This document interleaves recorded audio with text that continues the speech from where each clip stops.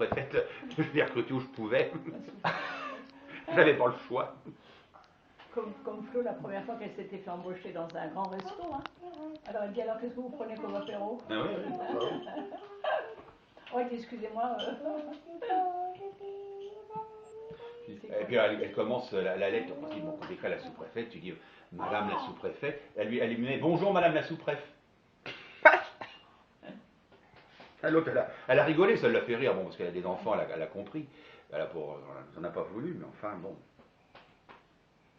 Ça faisait même pas 2 jours qu'elle était là, elle téléphone à De Vaugernay, qui est le président départemental. Elle lui dit, allô Guy, comment ça va? Et il lui a répondu, Madame la secrétaire, Mademoiselle la secrétaire, je l'avais très bien. Puis un jour, elle appelle, j'entendais, je lui dis, vous appelez Paris, s'il vous plaît, vous demandez le cabinet de M. Mathilde, président national. Et puis vous me le passez. Alors c'était Olivier Brault qu'elle devait avoir. Alors elle téléphone, puis elle avait oublié entre-temps le nom de Mathilde. Alors elle dit, oui, vous savez, celui qui dirige là, celui qui a eu des problèmes au moment de la canicule, etc. Oh là là, j'ai dit, mon Dieu, bon, là, je dis, hop, vous me coupez ça tout de suite, hein, s'il vous plaît. Ah, elle était vraiment pas douée. Hein. Et alors, elle soi-disant qu'elle avait des problèmes de cheville. Moi, je veux bien qu'elle ait des problèmes de cheville, mais elle avait toujours des talons hauts comme ça. Et un jour, je lui dis en sortant, je dis, Angélique, quand vous partez, vous prenez le courrier pour le mettre à la poste. C'est le travail d'une secrétaire. La boîte aux lettres, elle est de chez nous, comme quoi, en bas du jardin, un petit peu plus quand même, peut-être chez Aurélie, enfin de l'autre côté. Les maisons, non. Ah non, ça faisait trop loin, il fallait qu'elle y aille en voiture. Elle était. Non, Non, elle faisait du judo en plus de ça. Mais non. Pour aller chez Bureau 02, sur la place Paul Doumer, il fallait qu'elle aille en voiture, elle ne peut pas y aller à pied chercher les fournitures. Sur des campagnes, non, il y a eu un problème, bon, elle ne savait pas. On lui avait expliqué, mais elle avait oublié. Gérer les stocks. Bon, on arrive un matin, quasiment plus d'enveloppes. J'ai dit, écoutez, Angélique, il faut absolument aller chercher des enveloppes. Hein, il y a des envois à faire, en plus de ça, c'était un jour de comité d'attribution des prix sociaux. Je dis, il y a au moins 50 ou 60 lettres qui vont partir.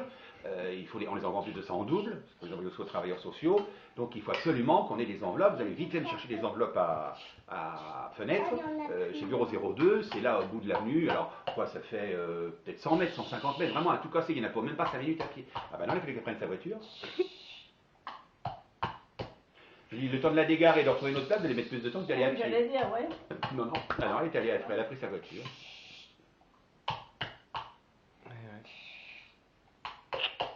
Et alors elle avait un régime, je pense qu'elle foutait. Elle passait son temps à bouffer des yaourts à longueur de journée et des actimels. Je disais, mais attends, qu'est-ce que tu es en train de faire? Alors elle recevait les gens avec elle bouffait son yaourt.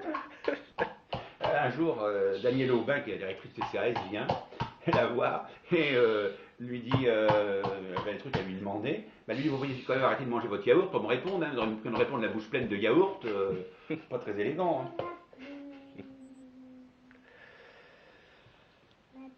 C'est pour ça qu'on l'a pas renouvelée. Elle nous en a voulu à mort.